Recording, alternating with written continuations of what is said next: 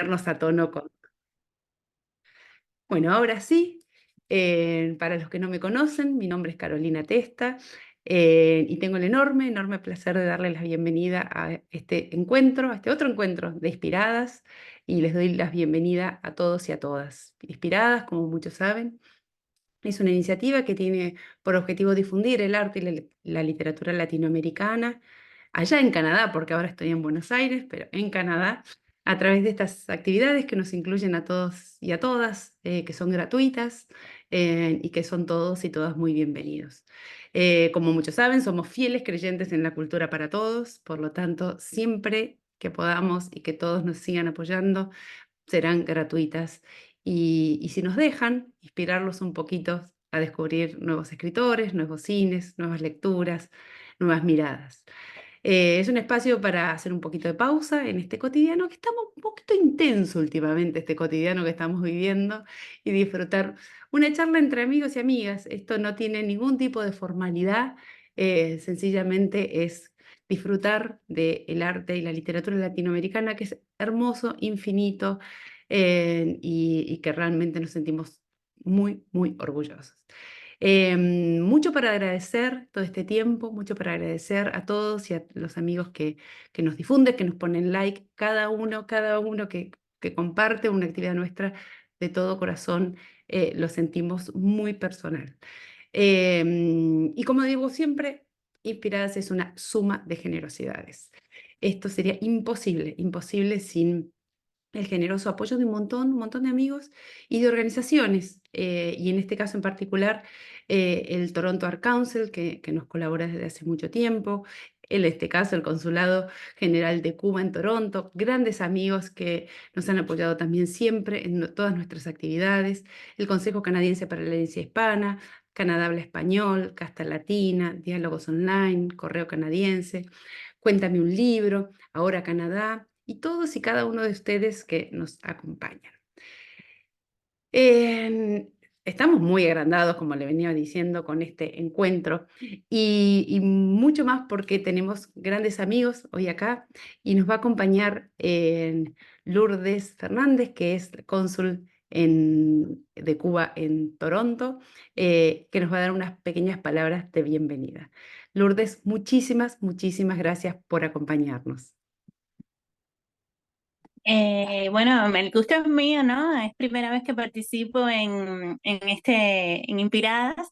Yo le doy las gracias a Carol por permitir en este espacio que esté presente la cultura cubana en Toronto. Y estoy además contenta porque Laine es una escritora tenemos muchos escritores buenos, pero es una exponente de nuestros escritores más jóvenes.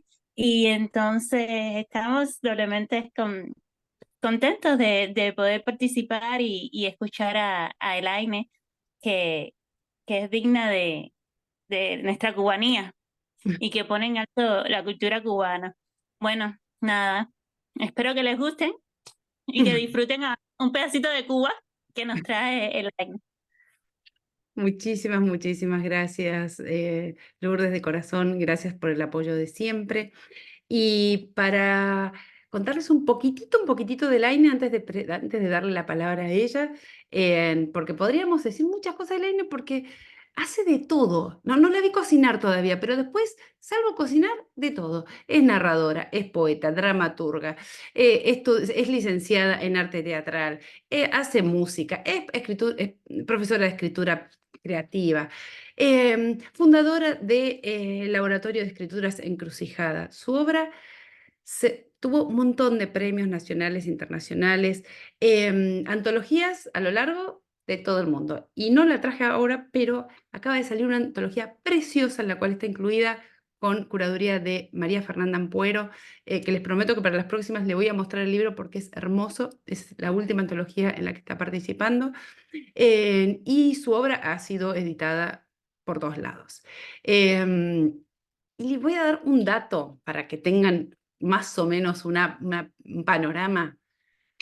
Tiene más libros publicados que años. Ese dato para mí es exponencial. Tiene 34 años y 50 libros publicados. No me digan que eso no es una perlita.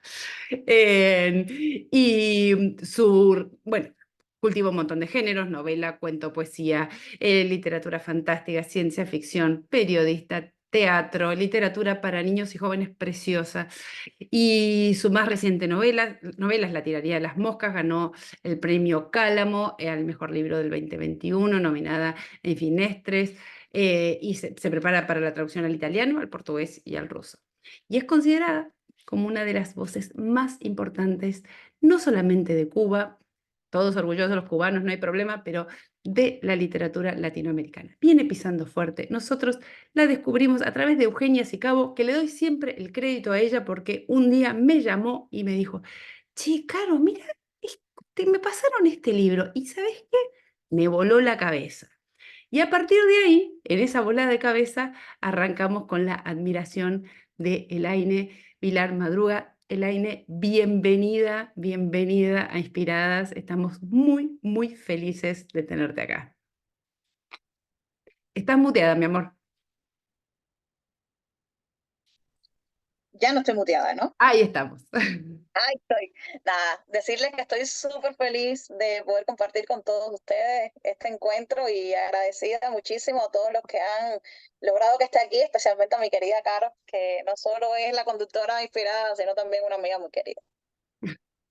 Muchísimas gracias, preciosa. Yo les voy a contar, entre las cosas que nos han pasado, siempre cuento esta historia porque es digna de contarse. Sí. Con él había descubierto Salomé, el primer libro que leí, que reseñamos en Tiempo de Escritoras, que es, aparte que es una belleza la edición, todo. Vuela la cabeza a cualquier ser humano que más o menos tenga mínima cuota de sensibilidad. Y tuve la oportunidad el año pasado de ir a Cuba, a La Habana.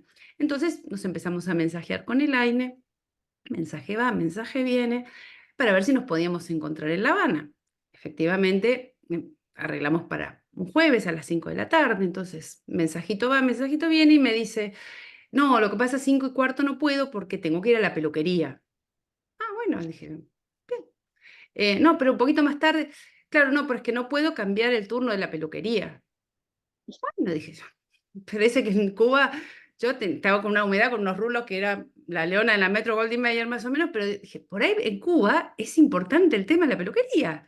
Entonces, no terminaba de entender muy bien cómo era el asunto. Y como era medio rara la conversación, me dice: no, dice, Carolina, disculpa, dice, lo que pasa es que yo mañana me caso, por eso tengo que ir a la peluquería. A lo que yo dije, ¿pero qué haces juntándote conmigo si mañana te casás? Y ahí dije, claro, esta chica por eso escribe estas cosas, porque en la cabeza de ella entran muchas cosas, muchas, muchas cosas, entre ellas, aparte de la peluquería, que tiene un pelo precioso, la generosidad de juntarse conmigo en La Habana, y ahí nos conocimos y bueno, sellamos amistad para siempre. Así que la verdad que es una alegría enorme, enorme, enorme. Y bueno, ¿por dónde empezar, Elaine? A ver, son muchos libros, son muchas Sí. historias.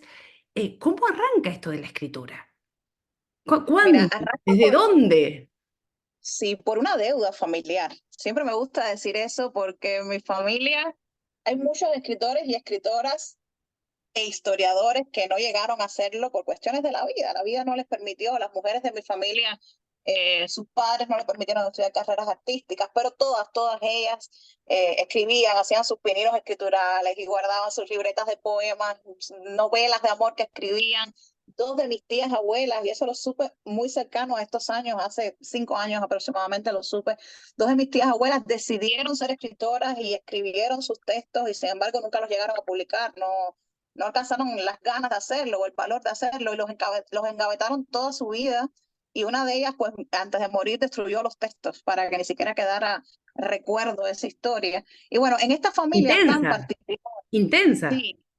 sí, Sí, muy intensa. Es una familia muy particular y muy intensa porque en mi familia todo se ha vivido en grande. Las mujeres de mi familia han amado en grande, los hombres de mi familia han amado en grande. Tenemos estas historias latinoamericanas que yo creo que son comunes en todo el continente, pero marcadas por la tragedia, por la desazón económica, pero también por grandes alegrías, grandes festejos, grandes holgorios. Y en el fondo de todo eso subyace una pasión increíble hacia la vida.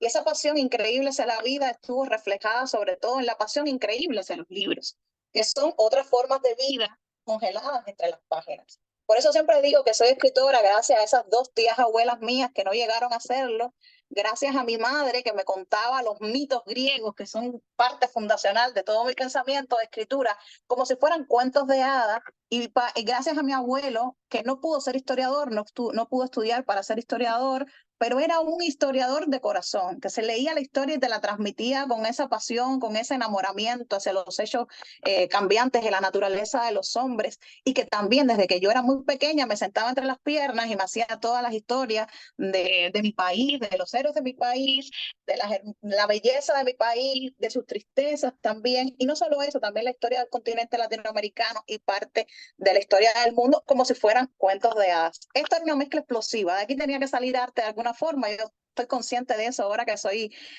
mucho... Indemne no podía salir de eso, no había forma.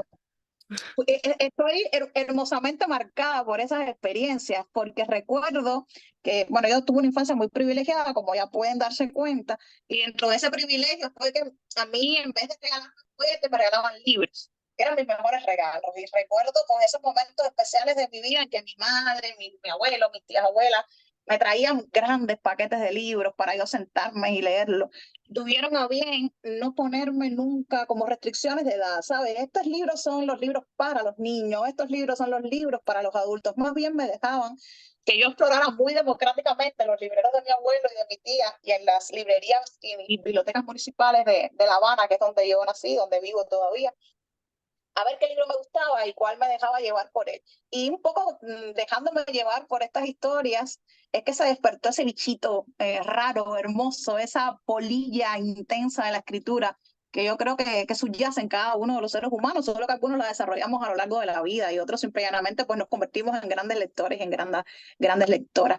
Y ese bichito que nació dentro de mí, pues nació muy pronto. Yo recuerdo desde que tengo acto de conciencia tener ganas de ser escritora y tener ese deseo de sentarme frente a una hoja o una libretita en blanco y poner mis historias. Y claro, eso se fue creciendo con los años. Al principio lo que era una especie de juego, y lo entrecomillo porque para mí siempre fue un juego muy serio, esa especie de juego serio de la infancia se fue transformando pues en un juego serio, porque sigue siendo juego, sigue siendo lúdico, de mi adultez, de mi época adulta. Y bueno, a mis 16 años recibí en Cuba uno de los premios más importantes para jóvenes autores, que es el premio Calendario, y a partir de ahí fue que me dije, caramba, parece que en serio este juego se me puede dar, ¿no? Puede ser una de las vías de expresión de mi naturaleza, de lo que me interesa a mí como ser humano en este mundo. Y me tomé eso como una señal del destino y prendí esa luz, esa lamparita mental que todos tenemos guardada en el instinto, y me dije, bueno, por acá van Sí, a igual ir seriamente los caminos. tenés un 600 LED no una lamparita sola. Y el resto del camino ha sido un lindo camino. Yo siempre digo que a pesar de que todas las carreras artísticas siempre tienen sus escollos, tienen sus momentos malos, yo soy este tipo de persona que trato de recordar la parte buena, porque en realidad me he encontrado muchos maestros buenos en mi vida, maestros y maestras, muchas lecturas, porque creo que la lectura es el principal profesor para un escritor. Trato de transmitirlo también así a mis estudiantes, ahora que estoy del otro lado del juego de la escritura, donde supuestamente enseñas a un grupo de escritores qué tal los tejemanejes del oficio de la escritura y los trucos del oficio de la escritura, que no son otras cosas que intentar contagiar a otro la pasión por la escritura y la pasión por la lectura. Y en base a esos libros, a esas lecturas y a esa familia maravillosa que me ha acompañado y que todavía unos de ellos ya no están en este mundo, pero me acompañan, digo yo, desde otros planos, desde otras espiritualidades, desde otras raíces, porque creo que al final todos estamos conectados como una especie de árbol. Pues sigo haciendo este rescate de lo que creo yo que hace mi escritura, que es poner a salvo la memoria callada de las ancestras, la memoria silenciada, la memoria amordazada. Ahora que decís esto de las memorias y tu abuelo, y me reverberan algunas cosas, ¿no? Digo, a lo largo no leí los 50 libros, quiero que lo sepan, chicos, ¿eh? O sea, relajen, todos no tengo todos a mano, pero leí unos cuantos, y en todos hay un pequeño hilo con la historia, ¿no? O sea, que en Mm. algún lado, en el medio de una ciencia ficción, de algo que no se puede creer, desde una selva que come, que necesita alimentos siniestros, hasta las obras de teatro, siempre hay un hilo con esta historia de Cuba, de Latinoamérica, digo, de la memoria, de esto que pasó y que de algún modo sigue estando en forma de cuerpo, en forma de tiempo, en forma de viento, pero está ahí. A mí me preocupa mucho la brevedad de la memoria histórica y eso cuando ya fui mayor lo conversaba mucho con mi abuelo, que lo tuve muchos años de mi vida por suerte para pelear, discutir y sentarnos a debatir temas, ¿no? Nos encantaban los temas de la historia. Y hablábamos de la fragilidad de la memoria humana y cómo la historia es un intento de contener esa brevedad y tratar de que quede como un testimonio del paso del tiempo y un testimonio de lo que hicieron seres humanos en un momento específico del tiempo. Esa brevedad de la memoria humana que se difumina de una generación a otra, porque a mí me sorprende, por ejemplo, muchísimo darme cuenta de que las cosas que no se transmiten de una generación a la otra, pues se van cortando, se van olvidando, se van consumiendo en el secreto. Imagínense si eso sucede en el plano de una familia, en el plano de la memoria íntima, en los espacios íntimos de una casa. ¿Cómo sucede eso en los espacios colectivos que están atravesados por muchísimos otros factores?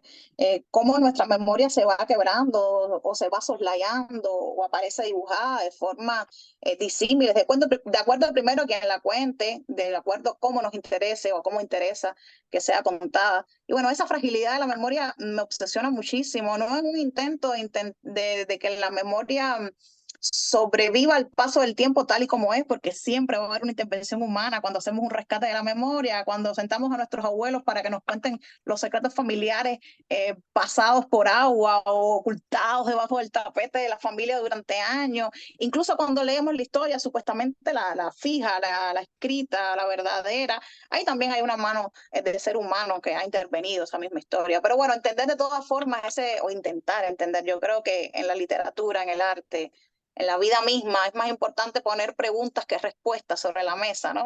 Las preguntas son las que nos siguen manteniendo en movimiento, las respuestas son como la verdad única establecida. A mí no me interesan las verdades establecidas y únicas, me interesan las preguntas que me hacen moverme. Y en base a esas preguntas, pues yo creo que voy creando, ¿no? Despertando una que duerme por aquí, por allá, tirando un poco a ese hilo conector de mis ancestras, sentando a mi abuela, que todavía tengo el privilegio de tenerla con 85 años, y poniéndola a contar las historias y los secretos de la familia, porque alguien tiene que contar esas historias y esos secretos. Y es una deuda que creo que de alguna forma todos tenemos con nuestra familia. Creo que al final lo universal de la literatura es precisamente que nos conecta en esos puntos que nos son comunes. El secreto familiar es un punto muy común que yo creo que casi todos tenemos de alguna forma. No, y hay un tema con esto de tu abuela y en la figura de tu abuela representadas todo un mujererío muy importante y muy determinante, sobre todo a la hora de transmitir historias. Digo, hablamos de historias de países y hablamos de historias personales y de todas estas historias que trama y urdimbre pasan a través de la cocina, de la cocina de la casa, donde esto que nosotros llamamos... Ah, este perrito me va a matar hoy. Que cuando pensamos en el cotidiano, en ese cotidiano, y hablamos de chisme y de chusme y de gossip, no dejan de ser grandes cuentos. A mí me enseñaron, digamos que me enseñaron la historia o cómo contar historias, porque también aprender a contar historias yo creo que es interesante y uno lo aprende desde muy niño, ¿no? Yo la aprendí sentada frente a la cocina de mi abuela, que era el espacio concomitante de mi infancia con el espacio de los adultos o del mundo adulto. Y recuerdo que era muy chica, muy pequeñita, y me sentaba en un silloncito de esto de bebita, de china, niña chica, y los pies me quedaban colgando, ¿no? Y escuchaba a mi abuela contar historias, historias familiares, historias del cotidiano, historias también, cuentos de hadas, cuentos infantiles. y se iban mezclando unas cosas con otras, porque, bueno, mi abuela también era muy clarividente a la hora de contar historias, y al final me doy cuenta de que los espacios que ocupo como escritora hoy día tienen mucho que ver con esa literatura que se gestó desde las cocinas de mi casa, se gestó desde los fogones de mi abuela, unos fogones donde cocían historias a la vez que alimentaban espiritualmente, pero también alimentaban físicamente. Esos espacios que eran, digamos, espacios tradicionales y entre comillas la expresión, no por gusto de mujeres, espacios que nos estaban permitidos a nosotras habitar, ocupar por historias también de mujeres. Y luego, bueno, yo he vivido en un matriarcado toda mi vida. Para mí estos temas que tienen que ver con cuerpo de mujer, historia de mujer, nuestras identidades, nuestros sufrimientos, nuestras bellezas, son el cotidiano, porque además he tenido el privilegio de estar siempre rodeada de mujeres.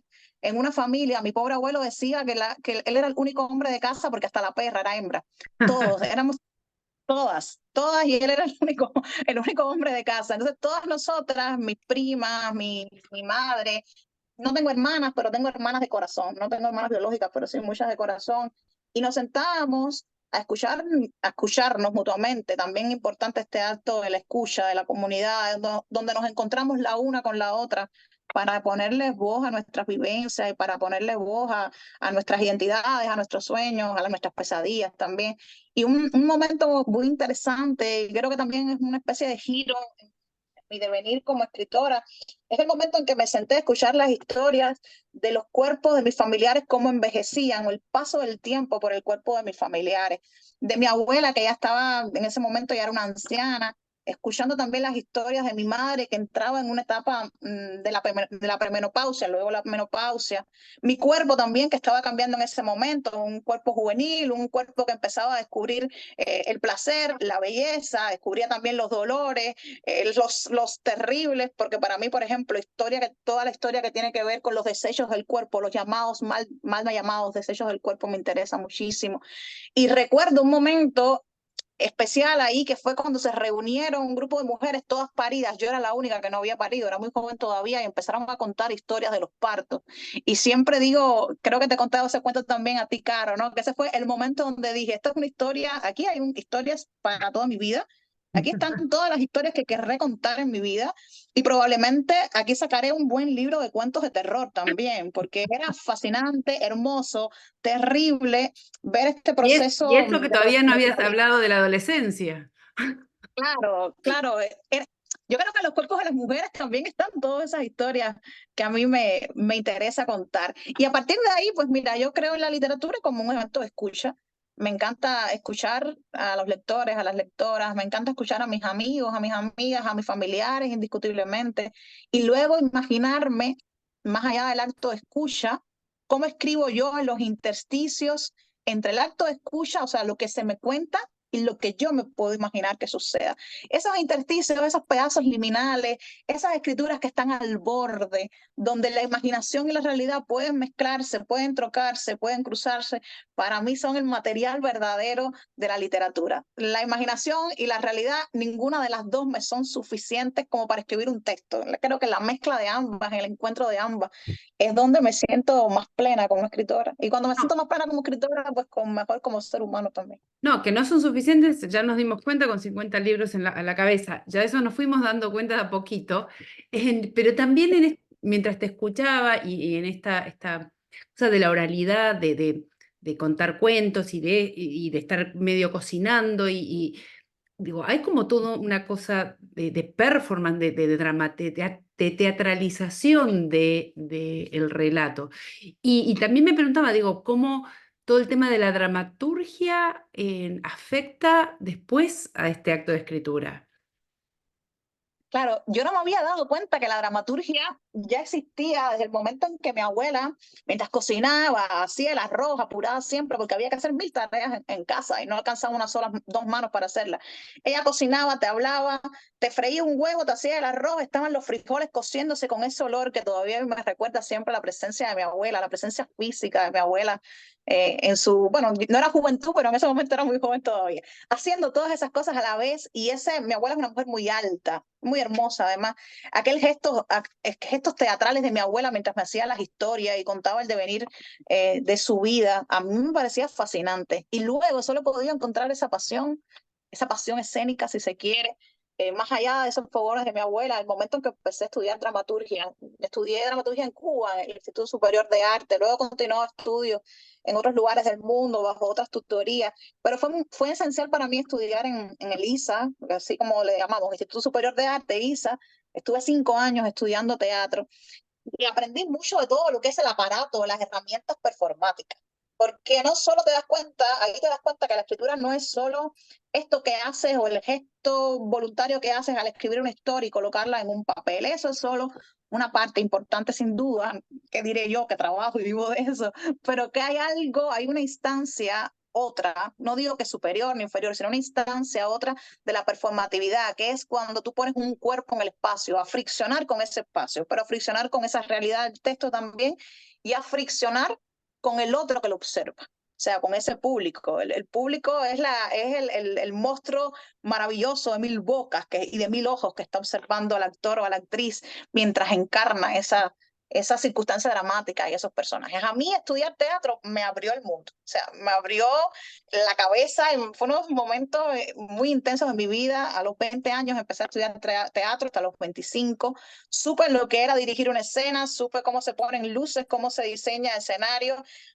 Te obligaban también, y lo digo como manera de broma, porque en realidad no te obligaban, pero era una asignatura actuar, o sea, tenías que ponerte en escena, actuar, aprender lo básico, tanto, no solo de la escritura, sino de la actuación y de la dirección de teatro, entre otros oficios teatrales. Sales ahí con una vocación bien formada.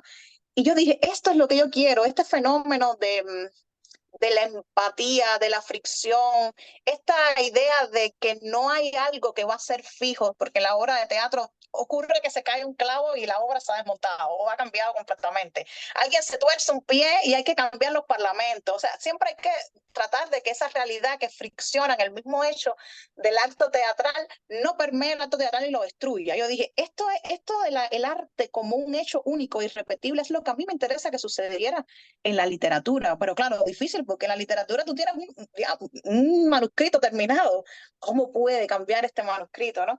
Y esa siempre ha sido como mi gran obsesión y mi gran pregunta. La dejo aquí no porque esté respondida, simplemente es una pregunta que dejo en movimiento, porque son de las obsesiones que me mueven. Y luego dije, bueno, perfecto, tal vez esto no lo consiga hacer, de hacer un acto único y repetible, pero si algo puedo aprender de la dramaturgia es uno, intentar escribir personajes que sean tan friccionados en mi literatura como podrían serlo en el teatro, y luego me ayuda mucho imaginarme a estos personajes no como algo en tres, una planimetría, no me interesa imaginarme la literatura como una planimetría, sino como la posibilidad de que estos personajes que están en mi escritura, imaginármelos como personajes puestos en escena, o sea, con seres humanos de carne y hueso que sufren, que aman, con defectos, con errores, con belleza, e imaginar que son cuerpos en el espacio. Y ese Porque, momento fue realmente interesante.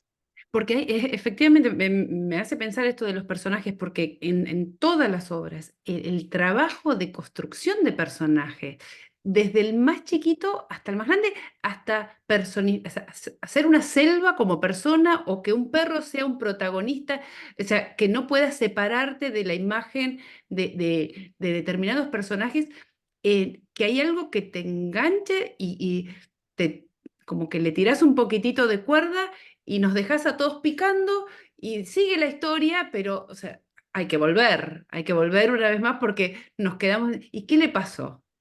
¿Y qué pasó con? ¿Y qué, y fue, y qué, y ese juego que haces con los personajes, esa construcción de los personajes es fascinante. Yo no voy a decir que cuando leí El cielo de la selva, quiero que sepan, ¿vieron cuando empiezan a subrayar? Y son de los libros que siempre digo que hay que poner adelante todo subrayado.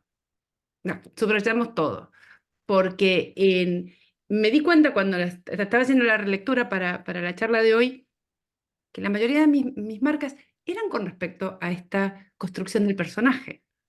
O sea, más allá de las imágenes, eran en estos personajes que tienen muchas vidas dentro de las historias. Yo ahora creo que me ha alocado un poco, porque estoy escribiendo No, una nueva novela. cuando fuiste a verme antes de casarte también estabas así ya. No es No, ahora. pero ahora sí ya perdido estribo. Estoy escribiendo mi nueva novela que se llama La piel hembra. Dice mi madre que cada vez que escribo se me enferman las manos, porque trabajo mucho. Ahora tengo las manos enfermas, hinchadas. Me estreso mucho cuando estoy escribiendo porque creo que estoy viviendo mucho cuando estoy escribiendo. Es el momento donde más viva estoy, es cuando estoy en el momento de la escritura, de la revisión. Pero aquí sí me ha alocado totalmente porque es una novela muy larga, tiene 600 páginas, el doble de páginas que tiene el cielo de la selva. Y aún 600 en manuscrito, ya luego cuando se monte en un libro probablemente sean más, pero bueno, es una novela muy larga y es una novela que tiene 20 personajes primarios, no estoy contando los secundarios, 20 primarios. Entonces, claro, esta es la primera vez en mi vida donde he tenido que pararme y replantearme muy bien a dónde quiero ir con una novela, porque llevar 20 líneas dramáticas se dice fácil, pero es extremadamente difícil tratar de conectar una con otra y que no se sienta falso, que no se sienta impostado, que se sienta que esos personajes están vivos. Al final, yo creo que los lectores, las lectoras son demasiado inteligentes y no podemos venderle mentira. La literatura no vende mentira, la literatura vende una verdad, la literatura propone una verdad más que venderla. Propone una verdad, la pone sobre los ojos de los demás y los demás cuando sienten esa verdad es que conectan con el tejido del texto, que conectan con un personaje.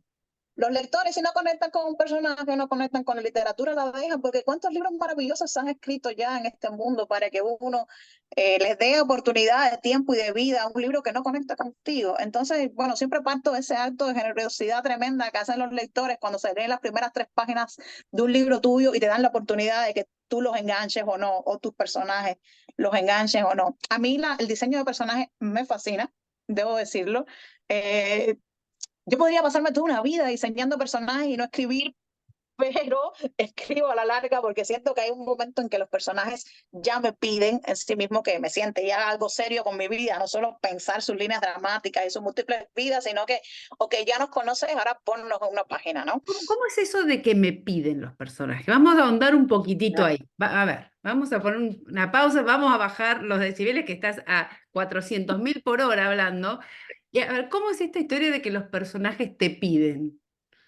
Sí, no, lo de los 1000 decibeles, eso es común porque los cubanos todos hablamos rápido, enredado, nos comemos las letras, eso es muy cubano. Aquí también hay un poco de cubanía que va saliendo. A ver, yo digo, los personajes me piden, no suelten al loquero ya, aunque sí, lo pueden soltar cuando quieran, pero es que cuando llevas diseñando un personaje y te enamoras de él, porque al final la literatura es un romance, tú te enamoras de ese personaje, lo conoces mejor que nadie porque lo estás creando, empiezas a hablar de ese personaje con tus seres queridos, como si fuera un miembro más de la familia. Yo hablo con mi esposo, hablo con mi madre sobre los personajes que estoy creando. Me preguntan sobre ellos, o sea, ¿cómo va tal personaje? ¿Cómo ha evolucionado? ¿Qué tal? ¿Cómo va todo?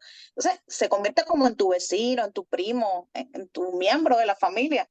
Y de repente resulta que ese personaje tiene una vida que no es la textual solamente, es un personaje vivo, como estamos tú y yo hablando, estamos todos hablando en este instante. Ya en ese momento en que yo digo que me pican los dedos y que el personaje empieza a ser un miembro más de mi familia, que parece que se va a sentar a la mesa a comer y que todos estamos hablando sobre ese personaje, yo digo, ya esta es la hora de sentarme a escribir. Ya este personaje está, voy a usar la metáfora que hubiera empleado mi abuela, está cocinado a su buen punto, a punto caramelo, como dirían. Ese personaje cocido a punto caramelo, nada más falta que tú le pongas un poco de ganas, inviertas horas de viaje junto a él, porque la literatura no se crea así de la nada. Puede parecer muy fácil cuando uno lo dice, pero lleva muchas horas. Te sientas, inviertas horas de vida y energía junto a él y ahí dejarás que el personaje fluya. Y luego, pues mira, siempre lo digo en todos sitios, confiar en que tu personaje conoce mejor que tú su historia. Los escritores y las escritoras a veces somos como muy maniáticos y muy prendidos en nuestra verdad. Yo sé para dónde va mi literatura, yo sé lo que quiero que suceda en este libro. Y para mí no hay cosa más bonita en la literatura que la incertidumbre. No sé, que cuando estás escribiendo una novela y te imaginas que va a ser una cosa, de repente a mitad de camino te das cuenta de que la historia que tú tenías no es tan poderosa como esta que se te está proponiendo mientras la estás escribiendo. Eso me pasó con El cielo de la selva. El cielo de la selva iba a ser una novela de ciencia ficción. O sea, de ciencia ficción con aliens. Va a ser una, una novela Con que no tiene nada alguien, que ver con lo que... Con aliens, sí, va a tener aliens. Yo quería volver a mi vertiente más ciencia ficcionística que había abandonado durante las últimas 2 novelas que estuvieron antes, que son Las cavidades y La tiranía de las moscas. Y claro, yo no quiero perder, no me gustaría perder de dónde vengo, porque si pierdo de dónde vengo, ¿cómo voy a saber a qué lugar quiero ir? No, no quiero perder la esencia de ciencia ficción que me acompañe. Y dije, esta novela, El cielo de la selva, va a ser una novela con aliens, invasiones de la tierra, y sí, va a haber una selva, pero va a ser una selva como artificial. Esas eran mis ideas iniciales. Aquello no había forma que cuajaran el texto. Yo escribía y decía, no, esto no sirve, borra un capítulo, vuelve de nuevo. Y me daba cuenta que no tenía nada que ver. Eso estaba mal condimentada, esa cazuela estaba mal condimentada. Y de repente empecé a escuchar mejor a mis personajes. Apareció un personaje ahí en la novela interesante que se llama Romina. Esa Romina me llevó completamente hacia la realidad, porque yo venía desde la idea, ya les dije, invasiones alienígenas, espacios creados para mantener a los humanos, vamos a decir, en una especie de granja. Y de repente Romina me lleva al mundo de la realidad, del más crudo de la realidad latinoamericana, un mundo de narcos, un mundo de guerrillas, un mundo de drogas. O sea, estos mundos son incompatibles ahora mismo para mí, porque este personaje va por un camino y yo me empeño en tener mi selva artificial, criocongelación, esto no tiene nada que ver una cosa con otra. Y el personaje de Romina me ayudó muchísimo a escucharla y darme cuenta de que ella sabía mejor hacia dónde íbamos. Y pues me fui así a ciegas, literalmente, porque creo también que el acto de escritura es esa incertidumbre que te lleva con una linternita muy pequeña, su luz es muy pequeñita, tú vas entre nieblas, vas entre oscuridad y vas tratando de iluminar los pasos, pero es que no puedes ver millas a distancia, no puedes ver metros a distancia, puedes ver lo siguiente que está delante de ti, lo suficiente como para no caerte por un agujero o golpearte con una piedra. Vas iluminando ese camino pequeño, claro, estás muy asustado, ¿no? Porque en ese momento dices, bueno, toda la novela se acaba de ir por el caño, mis editores la tengo que entregar en un año, en 6 meses, mis editores están esperando un texto y este va a ser otro. Bueno, vamos a ver a dónde va. Pero en base a esa incertidumbre y a ese creer en los personajes, que al fin y al cabo es creer también en la esencia que tú has puesto sobre ellos, en la libertad que has colocado sobre ellos, yo creo que se va haciendo la literatura y se va haciendo el camino de la literatura. No, hay, sí, la libertad, pero también hay una fidelidad a estos personajes que también están en tu obra. Esta cosa del concepto de lealtad, ¿no? De fidelidad y también este compromiso que hay con el personaje. O sea, me estás dictando esto, no voy a ir te voy a hacer caso en algún punto. Una de las cosas que vuelvo siempre al cielo de la selva, pero no quiero dejar pasar que yo leí este librito que se llama Soledad, que es una obra de teatro que le decía a Elaine hoy cuando la vi, cuando estábamos hablando, tiene una pequeña introducción donde son indicaciones básicamente para leer la obra. Y cuando uno lee algo original y viene con advertencias tan puntuales, hace que la experiencia lectora sea otra. Sin esas páginas de advertencia, yo lo hubiese leído igual, la obra me hubiese gustado igual, pero la experiencia hubiese sido otra. Y la pregunta pasa por, bueno, ¿cómo trabajas con estas cosas editoriales, ¿no? Que son aportes de otro lado, que bien, no, mira, pongamos esto, recortemos esto. Digo, con tanta fidelidad a los personajes, no sé cómo no asesinás a todos los editores que tenés a tu alrededor y te convertís en asesina serial y sos personaje de la próxima novela.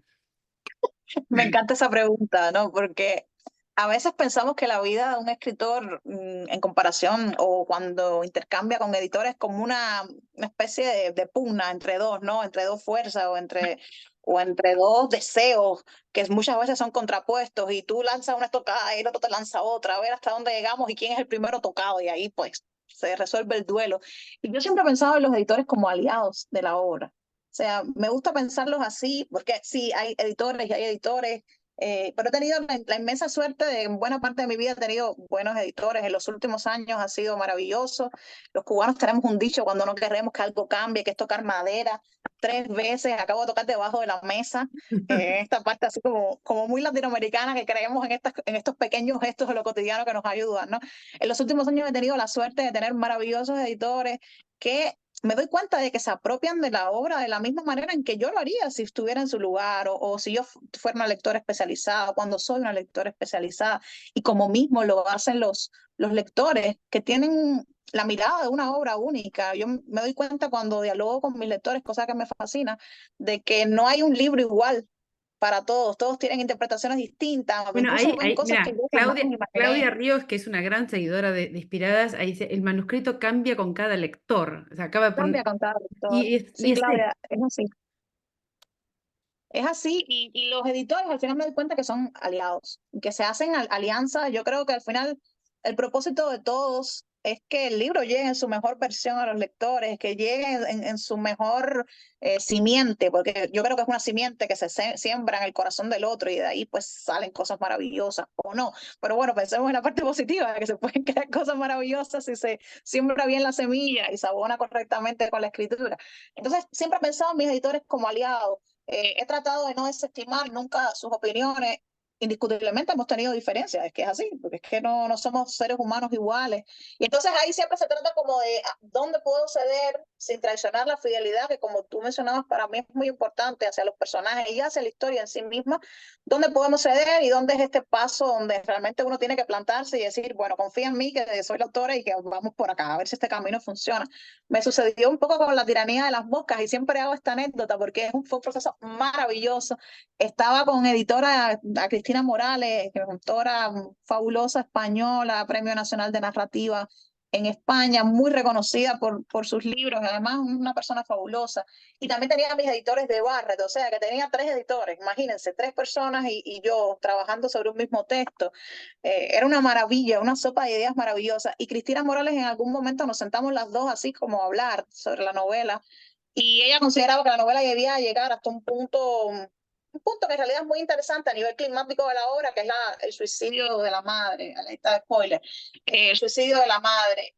Y yo, pues, para mí era muy importante mantener el epílogo. Me parecía que ahí sí no podía transar. Para mí era importante ese epílogo porque de alguna forma era un poco hablar de la escritura, de la reescritura de la historia y de cómo la historia realmente funciona, los mecanismos, al menos como yo lo entiendo. Y pues llegamos a un punto medio, hubo páginas que se eliminaron, escenas que en realidad tenía Cristina toda la razón, la novela ganó en concesión, ganó en rapidez, ganó en energía, y yo mantuve mi famoso epílogo, que luego a muchos les ha encantado, muchos lo han criticado, porque bueno, al final es una decisión estética y ética que uno toma con el texto, pero no me arrepiento porque siento que defendí ese punto de la historia que a mí me interesaba y que mi abuelo, si hubiera estado vivo y hubiera leído la novela, me hubiera criticado muchísimo si yo no hubiera puesto ese epílogo dentro de la novela y bueno, hubiéramos tenido uno de nuestros debates famosos sentados a la mesa mientras tomábamos café. Así que nada, también por mi abuelo traté de mantener ese epílogo, una manera de defender también las muchas conversaciones que habíamos tenido a lo largo de nuestras vidas. Y hablando de personajes, Elaine, también hay todo un trabajo que haces con los nombres de los personajes, ¿no? Esto de Cassandra, Calia, Caleb, Mariam, Miriam, digo, hay una cosa, hay una decisión que es muy clara y se sostiene no sé si en los 50, pero en los 7 que venimos por acá, en cómo es ese nombre dado a los personajes, de dónde viene ese nombre dado. Bueno, viene también un poco de instinto. Yo a veces le digo a mis lectores, que creo que muchas veces piensan que los escritores somos más inteligentes de lo que somos en la realidad. Y hay veces que han surgido nombres y yo me doy cuenta de que, bueno, no sé, por ejemplo, el personaje de Lázaro en El cielo de la selva es un hombre terrible que vive dentro de esta especie de matriarcado atrapado en esa selva. Y a mí me gustaba el nombre Lázaro, me vino así en la mente. Y luego cuando intelectualicé el proceso, dije, claro, Lázaro tiene que ver con la tradición judio-cristiana, el hombre que de alguna forma Jesús dijo, levántate de pie y anda, según una tradición. Hay otro Lázaro que además es el que se levanta de la tumba. Y me di cuenta que mi personaje obedecía más a esa segunda, ¿no? El Lázaro que hizo el tránsito por la muerte y que Jesús levantó. De alguna forma la selva también es un tránsito para ese Lázaro mío, pero fue un proceso, en este caso, de intelectualización después. Yo no lo había pensado de esa manera. Luego los lectores te dicen, pero qué magnífica idea. Y yo, bueno, después que lo he pensado, puede que sea una magnífica idea, pero en ese momento fue una cuestión de instinto. Me pasa a veces que los personajes vienen con nombre, o me viene un nombre de un personaje y digo, bueno, ¿qué va a pasar ahora? Sé que solamente sé el nombre, tengo unas líneas en mi mente o una imagen que me atraviesa la mente de un personaje en específico y es sentarme como a descubrir, como con la linternita o la luz breve, a ver qué silueta tiene, qué imagen tiene, qué historia me quiere contar ese personaje. Y hay otras veces que sí es una decisión muy consciente. no sé, me pasó con la Cassandra de La tiranía de las moscas, me pasó con Marian y Miriam de Soledad, de la obra que estás mencionando. Son dos hermanas gemelas. De hecho, una de ellas ha muerto cuando la obra comienza y la madre está en el duelo por la muerte de una de sus hijas, que son gemelas, y de hecho murió la favorita. Y le ha quedado para recordar a esa hija favorita perdida, a la hermana sobreviviente. Ese es el conflicto de la obra esencialmente. O sea, se basa en eso, una relación entre tres mujeres, una de ellas que ya no se encuentra en este mundo. Y claro, Marian, Miriam, me gustaba no solo la idea de que los nombres pudieran confundirse en boca de la madre, sino que también las imágenes de una hija y otra pudieran superponerse. Porque a las gemelas solo las distingue que una tiene un pelo de un color, pintado de un color, y la otra, bueno, de hecho se pintó el pelo para no parecerse a su hermano. Y la otra pues tiene su color original. Ese juego de los nombres, que también a mí me recordaba a los gemelar, tenía mucho que ver con lo que quería defender yo en la obra. No sé, en otros textos, por ejemplo, El cielo de la selva, Ifigenia, yo vengo de, bueno, ya saben, vengo del mundo de la dramaturgia. Los clásicos griegos han sido muy importantes en mi formación sensible desde mi infancia, evidentemente, por todo el camino también me han sembrado dudas y sanas preguntas y algunas respuestas, muy pocas, pero algunas de ellas también.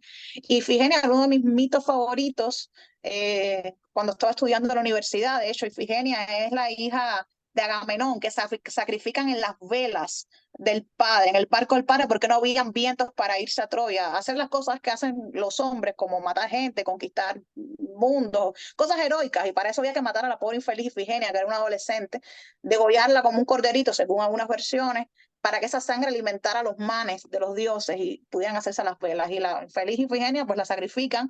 Los dioses se sienten complacidos como buenos dioses y las velas van y los barcos van a destrozar a Troya. Esa muerte de la hija es la que hace que Clitemnestra, esposa de Agamenón, madre de Ifigenia, decida de alguna forma, cuando Agamenón vire, vengarse por la muerte de su hija. Tú me has matado al fruto de mi vientre y ahora yo voy a acabar con toda tu esperanza. Y esa idea del mito, ¿no? En la niña sacrificada en las velas de una vocación, de un deseo familiar, de un secreto familiar, póngase como se quiera. En el caso de Troya era una guerra, en el caso de mi novela El cielo de la selva es por mantener un status quo en la propia selva, esa diosa, abuela terrible que pide la sangre de los niños. Pero claro, Ifigenia me servía muy bien, era la costura perfecta para el personaje. Y yo supe desde el principio que el personaje se llamaba así. No hubo ningún proceso de intelectualización, salvo que venía de este mito y que a mí me interesaba de alguna forma ver de qué manera los mitos podemos reactualizarnos. Porque creo que todo lo que se reactualiza continúa vivo y que los mitos al final cuentan historias esenciales de la humanidad que todavía a miles de años de distancia a nosotros nos sirve aprender, leer, conocer y reescribir también. Bueno, hay en esta selva que de algún modo, esta selva que devora, que es cielo, infierno, digo, hay como mucha dualidad en esto, en los personajes en general, pero también en esta selva que por momentos es el cielo, es el infierno, y que también hay con una violencia muy grande en toda en cada una de las páginas. Y ahí me preguntaba un poco en dónde queda la humanidad, ¿no? O sea, esta cosa, hay muy pocos em, eh, pasajes amorosos y de algún modo esta selva que nos lleva a esta inhumanidad, de algún modo, em, hace que por momentos sea desesperanzador el asunto. Lo pensé.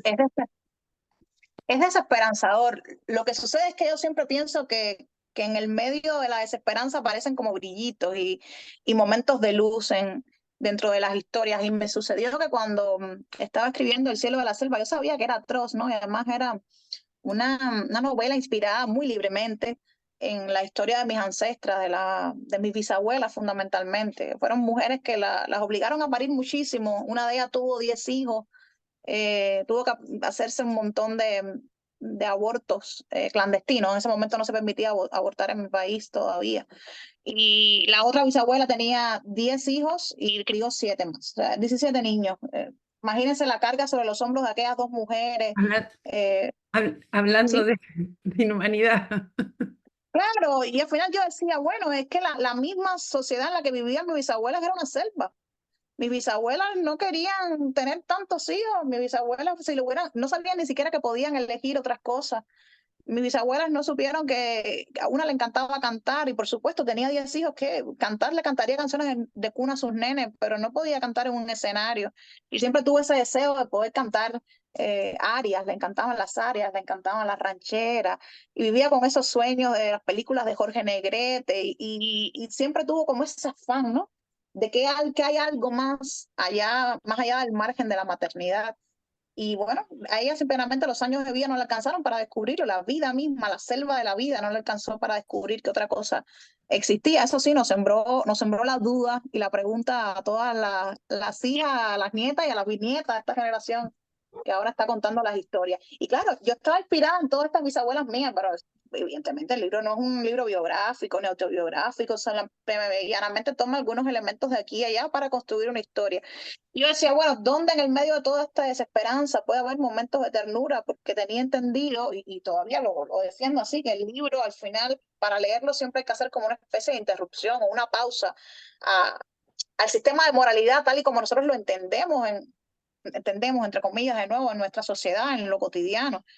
Porque de otra manera te parece que todo es atroz. A mí la pregunta siempre que me hago es si uno viviera en una circunstancia semejante, ¿sería uno capaz de juzgar las acciones de estos personajes de la misma manera en que los juzgamos ahora, desde la comodidad de nuestras casas con internet, con acceso a veces a los alimentos, otras veces no, pero desde la comodidad de nuestro mundo contemporáneo a veces es muy fácil juzgar? Y luego también he imaginado que en el mundo en que vivimos un mundo que es una pesadilla, es una distopía absoluta. Es un mundo donde basta con tú cerrar los ojos y olvidarte que existen genocidios cruzando un mar y que hay un montón de gente muriendo y niños muriendo. ¿Dónde uno puede encontrar la esperanza y la ternura en todas esas cosas? Y todas esas preguntas me las estaba haciendo cuando escribía El cielo de la selva y dije, bueno, aquí hay al menos dos figuras que van a mantener el amor o tres figuras que mantienen una forma del amor retorcida, algunas de ellas, pero sí formas de amor. La vieja, que ha tratado de mantener una especie de civilización en esa familia terrible, se les ha ido de las manos la familia, pero ella lo intenta aún así. El personaje de la perra, que en realidad es una mujer loca. Sí, la perra es una chica loca que la han encerrado, la han maniatado, como sucede muchas veces en nuestros mundos reales, que echamos de menos a los cuerpos diferentes, a las identidades diferentes, simplemente a la psiquis diferente. Y bueno, esto lo digo con un poco de conocimiento de causa porque hablo mucho de esto con mi marido que es psiquiatra, con mi madre que es psicóloga. Y este personaje de la perra mantiene el amor y la esperanza siempre vivo, ¿no? A pesar de todo lo que ha sucedido. El amor que lo ha colocado en un perrito muerto ya, que era su cachorro. Y el otro personaje que me trae muchos recuerdos del amor también es Romina, o de esperanza, es Romina. Romina que tiene una especie de cortejo de muertas, perdón, chicas que han sido sacrificadas en los lindes de la selva por sus, bueno, en realidad son prostitutas, son putas que han sacrificado en los lindes de la selva y que las han matado sus propios proxenetas en esta cadena de violencias que muchas veces vivimos en todos nuestros países, en todos nuestros países. Y estas chicas que ya pertenecen a la selva, son muertas de la selva, acompañan, aman, apoyan a Romina. De hecho, la salvan también, la acompañan en todo su viaje por la selva. Yo decía, bueno, en el medio de toda esta tiniebla, que haya algún momento de humanidad, de hermandad, de proximidad entre mujeres, de afecto entre mujeres, de solidaridad, también es bueno, porque yo creo que hasta en las historias más terribles, del terror más cruento, el gótico más cruento, ver estos momentos de humanidad es lo que hace incluso que el terror sea después más difícil, o sea, impacte más en los lectores. Me interesaba que tuviera ese juego también. No, totalmente. Y nombrabas el tema de las maternidades, ¿no? O sea, y digo, y uso el plural siempre porque digo, hay muchas formas de maternar. Sí. Y de algún modo en el cielo y también en Salomé. O sea, digo, son imágenes muy lindas, pero también hay algo que pasa con los cuerpos, ¿no? O sea, digo, hay como estos cuerpos como territorios, o sea, que pasan un montón de cosas. Pensaba también, digo, ¿qué son estos territorios? ¿Qué son estos territorios en los que pasan tantas cosas y después son relatadas a través de los cuerpos de las mujeres? Claro, como en nuestras propias vidas, ¿no? Cada uno de los cuerpos que tenemos cada uno de nosotros ahora, que los estoy mirando, a cada uno de ustedes, guarda su historia escrita en lo que somos, en nuestros envejecimientos, en nuestras tristezas, en nuestras bellezas. Somos un mapa de todo. Yo puedo contar en mi cuerpo, bueno, sin contar las cicatrices, las caídas de niña, que todos tenemos esas marcas, el recuerdo de la infancia, las cicatrices que pueden quedar luego de parto, las manos ahora que las tengo, como les contaba, todas hinchadas y todas reventadas por el trabajo. Aquí está en la historia de mi vida, en estas manos están en la historia de mi vida, la historia de mis personajes se queda grabada. En los cuerpos, recuerdo, por ejemplo, esto es una anécdota que ahora me has hecho recordar, Caro, y me da mucha ternura, que en las noches y en las tardes yo me echaba junto a mi abuela, así, a mi madre, y una cosa que me gustaba era mirarle la panza, la barriga, y verle las estrías de los embarazos, que había quedado de los embarazos, y contársela como si fueran carreteritas cuando niñas, ¿no? Esas marcas que para mi madre, mi madre no le gustaban sus estrías, a mí me parecían hermosísimas las estrías de mi madre, me parecía un camino, un juego las de mi abuela. Y recordar todas esas marcas que ahora mismo te lo digo y es como si me estuvieran viniendo a la mente en los espejos de la memoria, que son los ojos, pero que son también el recuerdo de uno. Todas esas marcas de los cuerpos de mis seres queridos que han tatuado también de alguna forma mi experiencia en el mundo. Entonces yo creo que al final los cuerpos, los cuerpos en sentido general, los de ustedes, los míos, los de los personajes también, son estos, son libros donde uno va escribiendo una experiencia de vida.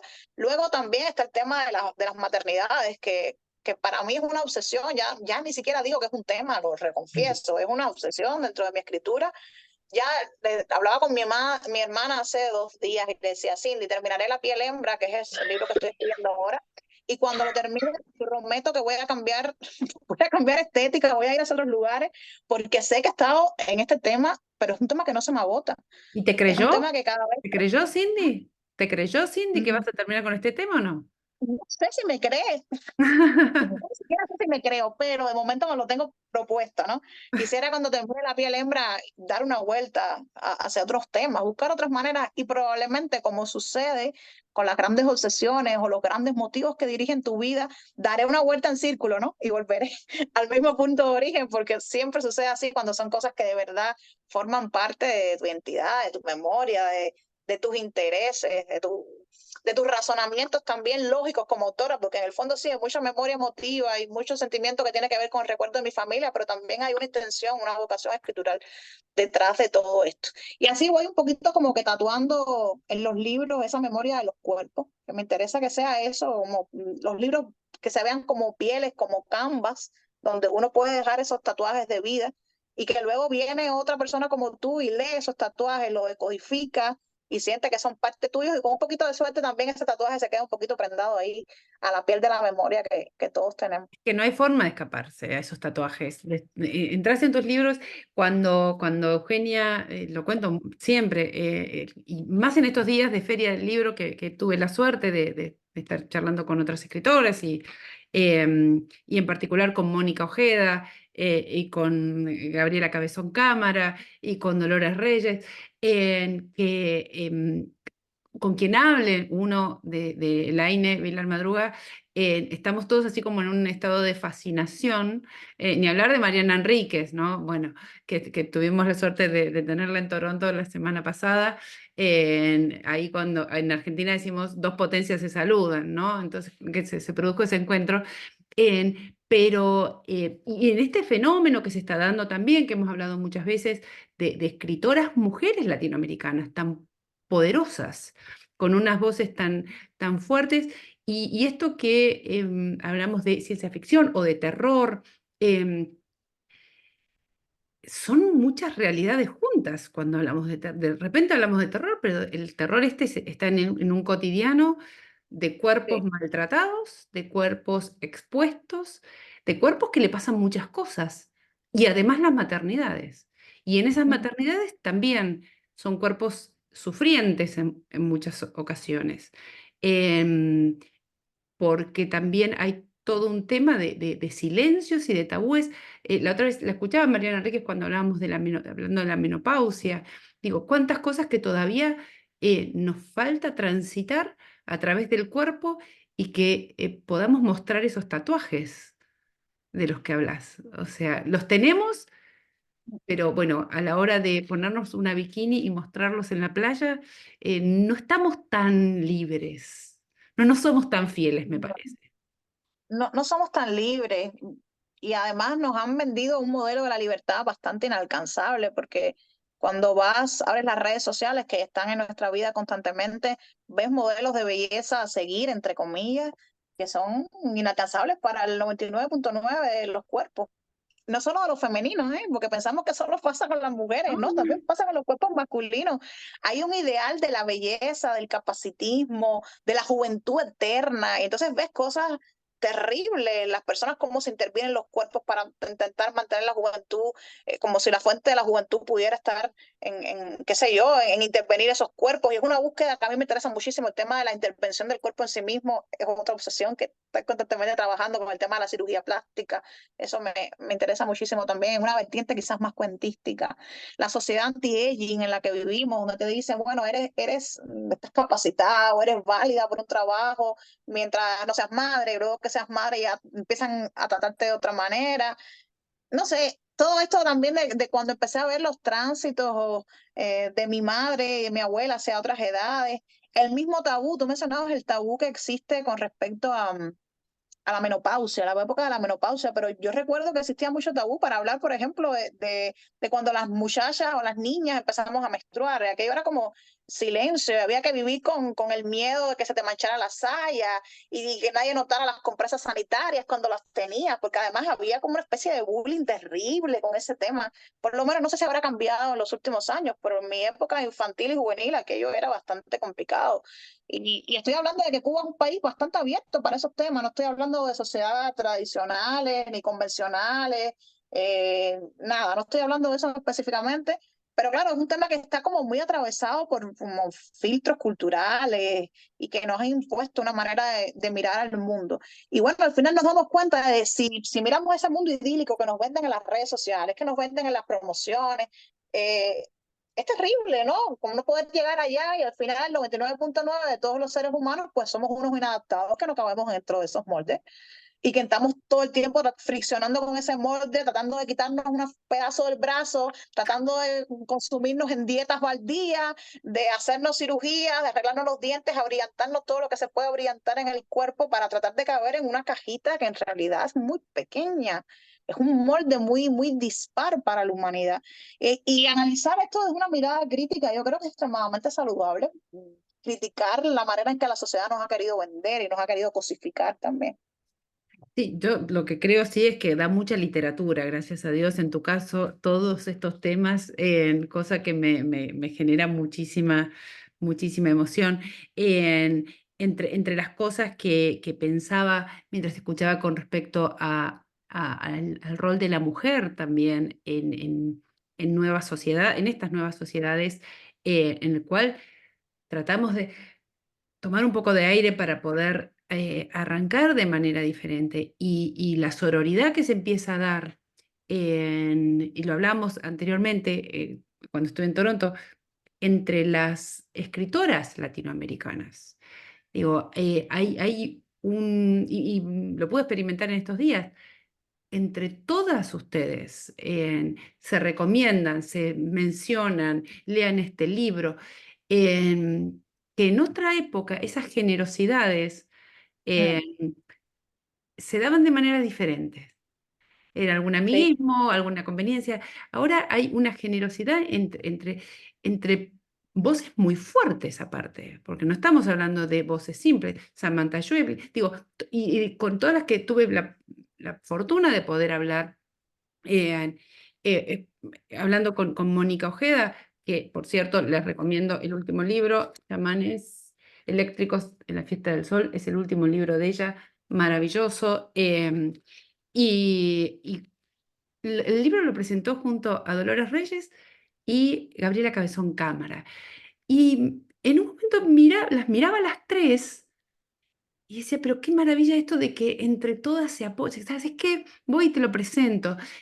Esta cosa de potenciar esas voces y sobre todo proteger esos cuerpos que están expuestos todo el tiempo a el juicio de una sí. pantalla, de un TikTok. eh, y realmente es muy emocionante. Es muy emocionante porque se hace que uno empiece a descubrir otros escritores que de otra manera no lo podríamos hacer.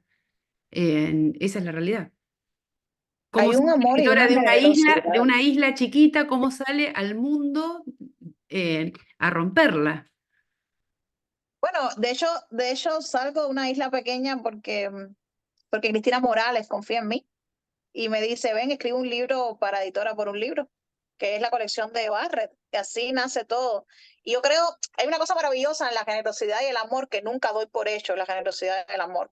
Todo lo contrario, cada vez me sorprende más cuando alguien tiene un acto de generosidad o un acto de amor. Digo, en un mundo tan destruido como el que estamos viviendo, o en apariencia tan destruido, qué lindo que existan estas cosas. Y ahí cuando me doy cuenta que también nos vendieron una idea errónea del mundo. Nos han dicho que el mundo está en caos, que la gente es mala, y yo me doy cuenta cada vez, o quiero darme cuenta cada vez que conozco más personas, que las personas buenas somos más que las personas malas, pero es que no nos damos cuenta, no nos damos cuenta. Los actos de la gente malvada son tan grandes, tan apoteósicos, tan terribles, que muchas veces la bondad, la generosidad, el amor pasa por debajo, porque el amor no es estridente, la bondad y la generosidad no son estridentes, son suaves, son leves, son como caricias que pasan por debajo de todos estos eventos terribles, gigantescos y malvados. Pero hay más personas buenas que malas y en eso se me va la convicción de una vida.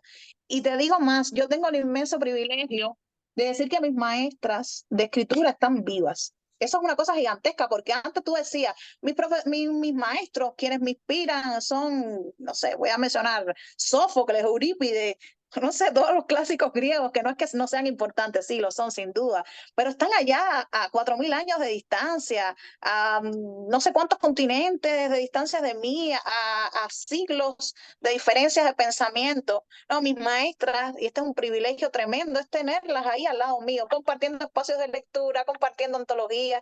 Estas mujeres que a mí me han cambiado mi manera de pensar y de crear, y que luego un día te abrazan y te invitan a un proyecto y te comentan tu libro con toda esta generosidad y este amor que decía, claro, no se puede dar nunca por hecho, pero hay que darse cuenta de que existe. Y ese privilegio de tenerlas ahí vivas, al lado tuyo, creando, publicando en editoriales semejantes, participando en toda esta vida cultural tan rica, tan hermosa que está sucediendo ahora en nuestra Latinoamérica, en nuestra Hispanoamérica en sentido general, yo creo que es un privilegio tremendo que te obliga, como decimos los cubanos, es una frase muy cubana y la voy a emplear porque me gusta mucho, estar encima de la bola. Eso en Cuba es decir, como hay que estar en el momento, estar ahí, montado en el momento, te obliga a estar montado encima de la bola y tú tratar de emular cariñosamente, que no es competir, una cosa muy diferente, emular con esas mujeres inmensas, con esas escritoras inmensas que están haciendo tan buena literatura, una literatura tan poderosa en todo nuestro continente. Elaine, muchísimas gracias. Vos sabés, porque te lo he dicho muchas veces, estábamos muy ansiosos de tener este encuentro. Nos quedan unos minutitos y me gustaría que si tienen preguntas, acá justo Claudia preguntaba, justo cómo lograste la publicación de editoriales internacionales, el fenómeno de escritoras latinoamericanas es hermoso, en particular porque las mujeres tuvimos vedada la palabra terrible, la mención de nuestra sangre, nuestro olor. Entonces, todo esto me gustaría que dar un poquito la palabra si tienen preguntas, quieren intervenir, decir un comentario, Elaine, levantan la mano y el micrófono es todo de ustedes en este momento. A ver, déjenme ver acá. Ahí está. Ah, estamos todos re tímidos. Ay, ¿qué pasó? ¿Qué pasó? Bueno, charla brillante, la lucidez, el talento, la empatía en primer plano. Felicitaciones y gracias, muchísimas gracias, Pilar. Pilar también es una gran escritora que vive en Toronto. Gracias, Pilar, también por participar. Para los que preguntan también en el chat, el libro en Argentina, en El cielo de la selva, está agotado. Sépanlo, fui a la Feria del Libro, está súper agotado, pero aparentemente la semana que viene estaría saliendo la nueva reimpresión, así que estén atentos. En la Feria del Libro está en la editorial Big Sur y esperamos poder conseguirlo prontamente porque yo tengo como 6 encargues para llevarme a Toronto del cielo de la selva, así que esperamos que pronto Perdón, Pilar, me confundí de Pilar. Perdón, perdón. Perdón, perdón. Y así que sí, se consigue. Salomé sí se consigue en Mercado Libre para los que preguntaron. En La tiranía de las moscas, también para los que preguntaron. En, en Argentina se consigue en Mercado Libre, pero lo pueden comprar online. Llega a Toronto también, así que, y si no, en digital. Soy María Teresa Enditi. ¡Ay, puta Ricardo! Muchísimas gracias por acompañarnos, Teresa, desde Vancouver. Efectivamente, vamos a estar con María Carbonetti, para los que preguntaron con quién vamos a estar el miércoles, vamos a estar con María Carbonetti. Muy lindo escuchar a la escritora y gracias. A Esteban, muchísimas gracias por acompañarnos. Elaine, ha sido un placer enorme, enorme tenerte acá. Contarles también que en septiembre Elaine va a estar en Toronto nuevamente, va a dar un taller un workshop de escritura creativa Hola. para los que están interesados. Ya vamos a llegar, vamos a mandar las invitaciones y la promoción. Con Canadá al Español estamos organizando un par de workshops de escritura creativa que generosamente Elaine se va a sumar en la semana del 13 de septiembre, creo que es 13 al 26 de septiembre, así que estén atentos. A todos y a cada uno de ustedes. Sí, Ivana. Sí. Hola, sí. Yo quería comentar que había leído Salomé, me gustó mucho también, y lo leí por recomendación de Inspiradas. Qué Y lindo. ahora, en realidad, en Argentina se encuentra la tiranía de las moscas. Este sí está en la feria, lo compré recién, así que todavía no lo pude leer, pero muy prontamente, espero. Gracias, Ivana, qué ilusión. Eso nomás quería comentar. Muchas gracias por la charla. No, por Gracias. favor. Yo quiero hacer una pregunta. O bueno, Sí, sí. Buenas tardes. Ok, es que no pude levantar la mano. no te preocupes. Después vos, Carolina. Sí, sí, Jonathan. Buenas tardes. Pues no, gracias a Inspiradas por la oportunidad. Pues yo hablo desde Colombia, no he tenido la oportunidad de leer a Elaine, pero pues no, esa es una de las claves de Inspiradas que siempre nos trae autoras y autores nuevos. Entonces, muchas gracias. Pero, uy, chéverísimo escucharla, qué desborde de energía y nada, de contexto para uno que le gustaría algún día poder contar alguna historia escrita. Entonces, a mí lo que me gustaría preguntarle es sobre la música. No sé si tiene mucha música en su obra y téngala o no, que nos quisiera hablar de la música que le gusta y cómo ha puesto la música en su Ay, obra. qué bonita pregunta, qué bonita pregunta. A ver, yo soy músico de profesión, es mi primera profesión. Eso lo habíamos pasado por alto, yo lo había pasado por alto, se me había olvidado Yo lo mencionarlo. Yo dije en la estudié 11 biografía, años. ¿eh? Claro, yo no lo mencioné ni siquiera. Yo estudié 11 años música. Soy guitarrista, toco piano y canto ópera. O sea que al final ha sido un espectro musical el que me acompaña. Desde que tengo 9 años estoy en el mundo de la música, que me ha aportado muchísimo, desde la disciplina de la escritura hasta de qué manera tú puedes analizar la literatura como si fuera una partitura musical. Cómo la puedes fragmentar en notas, cómo la puedes fragmentar en motivos. Y evidentemente la música para mí es extremadamente importante. Solía escribir con música, ya no puedo, no sé si es porque me he vuelto más vieja y me he hecho más mala escucha con el tiempo, pero ya es un momento de la escritura ya la he separado de la música en el sentido de que necesito escribir y la música que vaya por otras tramas, vamos a decir así. Pero me es muy útil, y esto es un ejercicio que siempre le dejo a todos mis estudiantes de escritura creativa y a todos ustedes que a lo mejor tienen ambos, no sé si todos, pero algunos quizás tengan ganas de escribir o de hacer su propia literatura. A mí me funciona mucho cuando estoy pensando en las ideas, estoy tomando notas y siempre con una música de fondo. Si no tiene letra, mucho mejor. Incluso puede ser sonido blanco, una música que no tenga una letra para que no te condicione. Y eso siempre me ayuda como a una especie de disparador dramático, como para tomar notas, develar ideas, dejarme fluir también con la música y a partir de esto pues voy haciendo cosas que pueden ser muy interesantes, que voy probando. Es un ejercicio que quizás te pueda funcionar, te lo dejo por ahí, como una especie de indicación que quizás sea también para ti. Y bueno, nada, el mundo de la música es extremadamente importante para mi vida. Canté, lo que más me gustó hacer en la música fue ser profesora de música y cantar ópera. Lo que pasa es que la vida luego te va haciendo como elegir caminos, ¿no? No podría estar cantando ópera a la vez que estoy escribiendo mi novela, así que me fui por la pasión más poderosa, que era la escritura. Sin embargo, la música sí es una pasión lo suficientemente poderosa como que para que todavía me esté acompañando. Ahora te paso, Carolina y Mónica, de los comentarios más geniales que he leído acá es: Elaine es renacentista. Es así. Sí, Carolina. Sí, hola.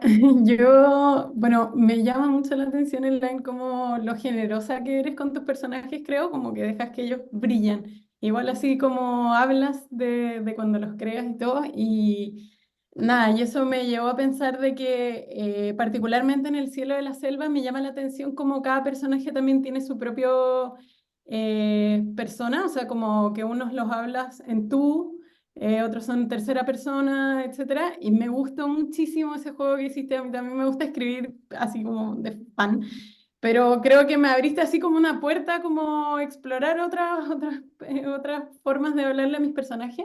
Y te quería preguntar si es que, ¿cómo fue la decisión de elegir hablar en segunda persona, por ejemplo, para algunos? O yo sentí que quizás en Romina y ¿cómo se llama? Bueno, y en La perra, era como que las estaba jugando así, pero no sé si también ahí fue mi mirada. Esa es mi No, pregunta. es una pregunta muy buena. A mí me encanta probar narradores, ¿no? Porque me doy cuenta de que a veces empiezo a escribir un texto con un personaje y es lo que mismo contaba con la historia. No cuaja, esto no tiene sabor, esto es un sazón mal hecho, ¿no? Entonces digo, bueno, hay que probar nuevos sazones con esto, a ver cómo se pueden mezclar. Y siempre hago como diferentes pruebas de narradores, a ver cuál es la voz que mejor le pega a mi personaje. Hay unas que son muy intuitivas. Tú mencionabas El cielo de la selva, el personaje de los niños tenía que ser un narrador en plural, primera del plural, sin duda, un narrador en nosotros, porque claro, estos niños han perdido una identidad propia, están unidos como una especie de rebaño, de manada sacrificial. No había un narrador mejor para eso. Y luego el narrador en segunda, te confieso que es mi narrador favorito. Si yo pudiera decir, el narrador que más me gusta, en el que me siento como pececito dentro del agua, es el narrador en segunda persona, porque te da lo mejor desde el punto de vista de la primera y te incorpora como un tema quizás no de juzgar, pero es muy teatral, es en sí mismo muy teatral, muy interpelativo, habla muy directamente a ti como lector, o sea, la persona que está leyendo, pero también al personaje a la misma vez. Y se difumina un poco esa cuarta pared que existe entre nosotros como lectores y la realidad de los personajes, o nuestra realidad como lectores y la de los personajes en dos mundos aparte. Entonces, cada vez que me gusta mucho un personaje, ahí va como una especie de olfato, diría yo, hasta de jíbara, un olfato de jíbara que me va buscando así, esto va narrador de segunda persona porque son mis personajes favoritos. Y por eso fue que La perra y Romina son los dos personajes con narradores en segunda persona, porque eran lo que más me gustaba, lo que más disfrutaba hacer. El narrador en tercera persona, el singular, que es el narrador, bueno, no tiene que ser omnisciente, pero este narrador Dios, el de la cámara que va por encima de todo, que normalmente casi todo lo sabe, es el narrador que más trabajo me cuesta. Un día me senté, hice un trabajo de conciencia muy fuerte y dije, perfecto, este es el narrador que más me cuesta, voy a escribir una novela muy larga en tercera persona, y me fui a escribir La piel hembra, que es la que estoy escribiendo ahora, con un solo narrador. Para mí eso es muy difícil, no cambiar de narradores, porque me gusta el movimiento, me gusta que los lectores también se sientan interpelados, sienta que esto les fricciona, o que bien, no tiene que ser necesariamente agradable, puede ser desagradable también, pero que te saque de la zona de confort. Ahora con esta novela que estoy escribiendo, vamos a ver qué tal funciona. No sé si se aburrirán los lectores, pero para mí está siendo un viaje muy divertido, la estoy pasando muy bien mientras la estoy escribiendo. Gracias. Gracias a ti, Carolina. Sí, Mónica. Es- Ahora sí. Bueno, yo soy Mónica, vivo en Argentina y sinceramente no te conocía. Te descubrí hoy y me enamoraste. Ay, qué Eres lindo. especial. Además, admiro tu relato hacia los ancestros. Es algo que yo pienso mucho y como que quiero traerlos al presente para que mis descendientes puedan tenerlos sin haberlos visto. No soy escritora, pero me ha seducido mucho la literatura desde que me he jubilado y realmente te felicito esa frescura que tenés y esa autenticidad. Me cautivaste. Voy a ir corriendo a comprar tu libro, te lo juro. Gracias, Mónica, Gracias. qué bonito. Gracias. Gracias. Siempre digo que estas son las cosas que más disfrutamos en Inspiradas, es cuando nos dicen, no, yo no conocía, pero ahora voy a... Eso es lo que más nos gratifica en este espacio, se los puedo asegurar, lo decimos siempre, pero el público se renueva y nos encanta que suceda esto. Y nada, con un corazón tan generoso, Elaine, primero que ha sido generosa desde el día 1, un poco loca con respecto al tema del casamiento y esas cosas que hace, pero bueno, el pelo le quedó precioso, gracias a Dios. Se casó con un esposo muy amoroso también, y la verdad que tenerte en Toronto ha sido algo muy, muy significativo, vos lo sabés, Elaine, pero estar en este momento en Inspiradas para mí y para todo el equipo que hacemos esto, significa un montón, porque esto de descubrir un escritor y tiempo después poder compartir todo esto y como dijo Mónica, con una frescura y con un corazón tan abierto, hablando de tus obsesiones, de tus temas, de tus ancestros, de tu familia, de tu cotidiano, hace que tengamos después una lectura diferente de todo. La verdad que, ya sabéis, agradecida hasta el infinito punto rojo, de que estés acá, de que compartas con todos nosotros. De todo corazón, muchísimas, muchísimas, muchísimas gracias. Gracias a ustedes por haberme abierto un pedacito de sus vidas hoy y por estar conmigo aquí en este encuentro. Y Caro, te quiero mucho. Muchas gracias por todo. Oh, por favor, para los que siguen Inspiradas, avisos parroquiales, el 22 de mayo vamos a tener a Eduardo Cardoso. Eduardo Cardoso es un maravilloso artista uruguayo que este año estuvo rompiendo en la Bienal de Venecia, y que también muy generosamente va a dar una charla en Inspiradas, así que para todos los que les interesen artes visuales, el 22 de mayo vamos a estar con él. Y en junio se viene María Fernanda Ampuero, así que estamos muy contentas también. A todos y a cada uno, gracias por todos los comentarios que voy leyendo en el chat, gracias por acompañarnos. Cada uno de ustedes para nosotros es especial, lo saben, lo repetimos siempre, pero es la realidad. Cada uno de ustedes, o sea, y ver hoy a Patricia, las dos juntas ahí, son cosas que nos encantan, Gracias. Te veo ahí recién, Alejandro Soifer, gracias por acompañarnos. Hizo una hermosa, hermosa entrevista a Mariana Enríquez la semana pasada. No sé si la van a postear en algún lado, Alejandro. Cuando la tengan, pásenla, así la podemos compartir. Sí, Patricia. Te agradezco muchísimo, yo es la primera vez que estoy, gracias a Patricia que me avisó, y bueno, disfruto mucho de la lectura, pero además dibujo, y entonces tengo la mala costumbre de dibujar mientras escucho, y así que... Ya me muero, le partiste el corazón a Elaine, ya te la compraste para toda la cosecha, ya te lo digo. Sí. Ahí está retratada, en el alma y en el papel. Ay, qué lindo, Patricia, gracias. De corazón. Gracias, un placer. Gracias, gracias, gracias. Sí, Lourdes.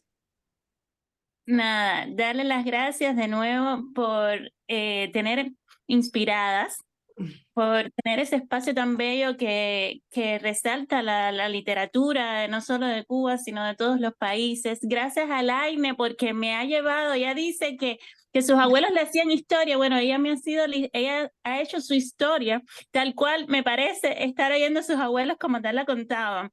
Y me ha hecho sentar en mi casa igual, porque al final las mujeres cubanas siempre han estado en el centro del hogar. Y de verdad te agradezco, Elaine, por llevarme a esos años 80 sentada igual en la cocina de mi casa, ¿no? Oyendo igual a mi abuela. Muy lindo, muy lindo, muy cubana. Elaine es muy cubana, muy, sí, muy cubana, así que agradezco por el espacio, agradezco a Elaine por estar aquí y besitos. Muchísimas, muchísimas gracias, Elaine hermosa. Nada, de todo corazón, gracias. Sabes todo lo que te quiero. Yo lo sé. Gracias y nos Gracias a vemos en el todos, próximo todas. encuentro de Inspiradas. Estén atentos y a los que están por acá, Feria del Libro el día miércoles. Chao. Chao, gracias.